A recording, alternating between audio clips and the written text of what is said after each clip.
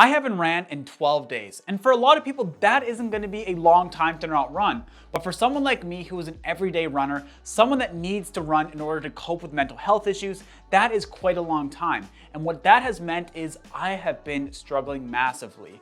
Not only with my physical health, I've been more tight and just less energetic. I've also been struggling a lot mentally. So what I have to do is get back into running. But the issue with that is getting back into running after a little bit of a break isn't the easiest thing. When you get back out there, I'm gonna feel not great. My legs are really tight, my breathing's not gonna be the same, my heart rate's gonna be higher, and that means all these things are gonna make running less enjoyable for me overall. And if I was my previous self just getting into running, that would mean that I'd want to give up and quit because it's gonna hurt when I get back out there. So what I wanna do is share with you guys how I'm getting back into running after a little bit of a break. My hope with this video is that it's gonna share with you that even an experienced runner go through these struggles and it's totally fine. You can get past them. It just takes knowing and trusting the process that if you put in the work consistently, you're gonna get past them. There are 5 things that I do after a running break to try to make getting back into running just that little bit less sucky, but it is gonna suck. We just gotta get through it, but here is thing number 1. But before we get into this, I have to preface this entire video with I'm not a physiotherapist, I'm not a health professional, I'm nothing like that. All I am is someone that runs every day and wants to share with you what I do to get out there more comfortably and try to keep in a good mental headspace and hopefully keep my body injury-free as I'm getting back out there. Thing number 1, what I try to do when I'm getting back out there is keeping my heart rate very, very low. And why I do this is I want to build back up that habit. I want to build up the consistency and get out there each and every day. And if I'm going out there and beating my legs up and going super hard and just not really enjoying it, going way faster than I need to be after a break, I'm going to injure myself or maybe even just do it so hard that I don't want to get back out there the next day. And when you don't want to get back out there the next day, it's going to be very difficult to build that habit. If we get out there each and every day, keep it very easy, you're going to build the habit and it's going to become second nature to get out there. So what I want you to do is keep your heart rate low. For me, that means between 115 and 135 beats per minute. And if you have to walk, you have to walk. That's not a big deal. You're still getting out there. You're still getting aerobic stimulus. You're still building that aerobic capacity. You're gonna be able to run eventually, but just take it very easy. And if you don't have a heart rate monitor, that's totally fine. What I want you to do is go out there at a pace that you think is extremely easy, not giving you any benefit, because I promise, even if it's super easy, it's still giving you benefit. I want you to be able to have a conversation, enjoy it. Eventually, there will be time for you to not be able to talk when you're out there running, but when you're first getting started, that is not the time. Go out there easy, build that aerobic capacity, and in time, you'll be able to go harder. And the next thing that I try to avoid when I'm getting back into running is I don't worry about the distance because your body does not care if you're going 5 kilometers or 10 kilometers or 20 kilometers. What it cares about is how much time you're putting stress into the body and building that aerobic capacity. How long is your heart rate beating faster than at a resting rate? I know you want to go out there and see that big number on your watch and brag about it to your fiance or wife, boyfriend, girlfriend, whatever the case may be, your friends at a beer. That does not matter. What matters is the amount of time spent on feet building up your aerobic capacity. That's all the body cares about. There will be times that you'll want to worry about distance and all that stuff when you're training for a specific distance or race. But when you're just building up, getting back into the habit, getting back into running, all that matters is time on feet. And one of the main reasons why I do this when I'm just getting back into running is because I'm running very, very slow. And it's kind of demoralizing if I want to run 5 kilometers and I'm going at like a 7-minute per kilometer pace. That's going to be a very long, boring run. So if I just go out there, put in like 20 minutes each and every day to build that habit, that's totally fine. And don't worry about if you can't go for even 10 minutes.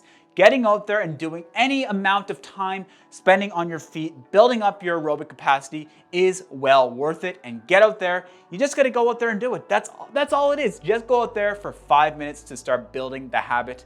But you gotta remember to stay consistent. And doing small incremental changes over time is what builds the biggest results. That's something that I've always been a big advocate for and I will continue to be an advocate for. But anyway, that's enough of a rant for tip number 2. And continuing on with that same theme is you just have to remain consistent. That's all it really is you want to be able to consistently go out there each and every day. And that's why I don't like going for longer distances or putting too much pressure on myself to go a specific distance when I'm just getting started. it. Because what I'd rather do is set a time goal that I know that I'll be able to hit each and every day. I want to be able to do that at a very easy pace, because if I go too hard, I'm not going to want to go out there again. It's going to completely demoralize myself, and that is not what we want when we're getting out there. We want to be able to build up consistently, get out there each and every day, and eliminate any excuse that you may have. And the biggest excuse that I've used in the past is, oh, I'm sore. Oh, I don't want to go out there because my leg is hurting. I went too hard yesterday, now I'm completely blown up. No, we want to avoid that. Go easy, get out there consistently each and every day, and I promise you will get the results you want. If you're enjoying the video so far and you're new to the channel, I'd really appreciate if you could hit that subscribe button. Really helps out the channel a ton. And while you're down there, maybe hit the like button. That also just means the world to me and helps out the channel and defeat the pesky YouTube algorithm. Let's get back to the video. And as I've mentioned before, I struggle a lot with mental health issues, and that's something that comes up a lot when I'm getting back out there running.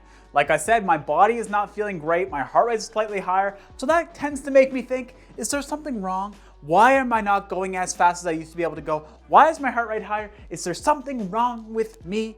And the reality is, no, there is nothing wrong. It's just getting back out there and being able to get back into shape because you took a little bit of a break. So what I try to do is constantly remind myself that this is normal. You are gonna be able to get as strong as you once were and beyond that point.